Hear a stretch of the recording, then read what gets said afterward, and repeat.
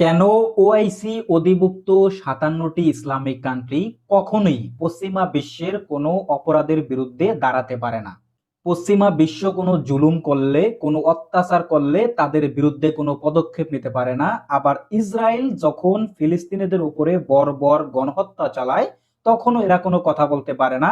যখন কোনো individual Islamic কান্ট্রির উপরে পশ্চিমা বিশ্ব বা ইসরায়েল হামলা করে, তখনও তারা কিচ্ছুই করতে পারে না। কেন ৫৭টি ইসলামিক কান্ট্রির এই দুরবস্থা? এই দেশগুলা কেনই বা কোনো পদক্ষেপ নিতে পারে না? কারণ এর পেছনে রয়েছে পশ্চিমা বিশ্ব বা ইসরায়েলের বিশাল বড় একটা পরিকল্পনা, বিশাল বড় একটা মাস্টারমাইন্ডের খেলা। অন্যদিকে উত্তর কোরিয়া, রাশিয়া, চীন, এই যে দেশগুলো আছে, এরা একাই পশ্চিমা বিশ্বের বিরুদ্ধে বা ইসরায়েলের বিরুদ্ধে দাঁড়িয়ে যেতে পারে।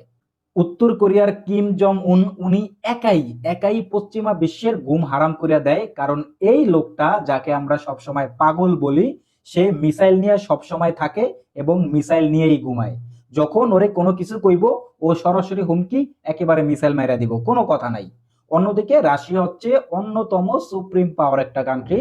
সো রাশিয়ার সাথে আমেরিকা কখনই সরাসরি যুদ্ধে যাবে না এবং যাওয়ার সাহসও তারা দেখাবে না। অন্যদিকে চীন, চীনের সাথে পশ্চিমা বিশ্বের আমেরিকার হচ্ছে অনেকগুলা ইকোনমিক বাণিজ্য আছে, চুক্তি আছে। সো তারা চাইলেও তারা সরাসরি যুদ্ধে জড়াইতে পারবো না। তারা এমনি উপরে উপরে অনেক কিছু করব, কিন্তু তারা গোপনে বা প্রকাশ্যে অনেক বাণিজ্য করে, অনেক ব্যবসায়িক কার্যকলাপ তাদের মধ্যে হয়ে থাকে। সো এখানে চীন বা পশ্চিমা বিশ্ব কখনই চীনের বিরুদ্ধে যাবে না বা সরাসরি যুদ্ধ ঘোষণা করতে পারবো না। অন্যদিকে ওআইসির আন্ডারে থাকা ৫৭টি ইসলামিক কান্ট্রি, ওআইসি হচ্ছে organisation of Islamic cooperation.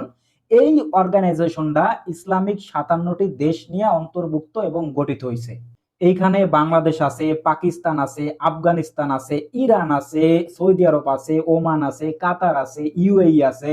Islamic যত দেশ আছে, সব দেশগুলা এই ওআইসির আন্ডারে। অথচ যখন ইসরায়েল বা আমেরিকা ফিলিস্তিনিদের উপরে গণহত্যা চালায়, আবার ইরানের উপরে হামলা করে, কিন্তু এই ৫৭টি কান্ট্রি কখনোই ঐক্যবদ্ধ হয়ে, কখনোই ঐক্য গঠন করে কোনো প্রতিবাদ করতে পারে নাই, কোনো পাল্টা হামলা করতে পারে নাই। কারণ এর পেছনেই আছে ইসরায়েল এবং আমেরিকার দীর্ঘ দিনের মাস্টার প্ল্যান এবং সুপরিকল্পিতভাবে তারা এই ওআইসির মধ্যে থাকা দেশগুলোর ঐক্য একেবারে ভেঙে দিছে। কারণ কি? কারণ মিডল ইস্টের সৌদি আরব, ইউএই, কাতার, কুয়েত, বাহরাইন, আরো অনেক দেশ আছে যারা মিডল ইস্ট, আমেরিকানরা মিডল ইস্টের অনেক দেশে তারা পরিকল্পনা করে তাদের মিলিটারি বেস ক্যাম্প তৈরি করছে এবং অনেক ম্যাক্সিমাম দেশগুলাতেই মিডল ইস্ট বা এই ওআইসির আন্ডারে থাকা ৫৭টা দেশে এই যে আমেরিকান মিলিটারি বেস ক্যাম্প আছে। সো তারা চাইলেও আমেরিকান বিরুদ্ধে কোনো শক্তিশালী মুভমেন্ট করতে পারবো না, কোনো প্রতিবাদ করতে পারবো না। কারণ আমেরিকানরা হচ্ছে তাদেরকে অলরেডি অনেক নজরদারির মধ্যে রাখে এবং তাদের দেশই হচ্ছে তাদের আমেরিকান মিলিটারি বেস ক্যাম্প আছে। সো তারা চাইলেও কিচ্ছুই করতে পারবো না। অপরদিকে আছে কে? পারমাণবিক শক্তিধর দেশ আমাদের পাকিস্তান। এই পাকিস্তানকে অলরেডি হচ্ছে পশ্চিমা বিশ্ব বশ করে নিছে।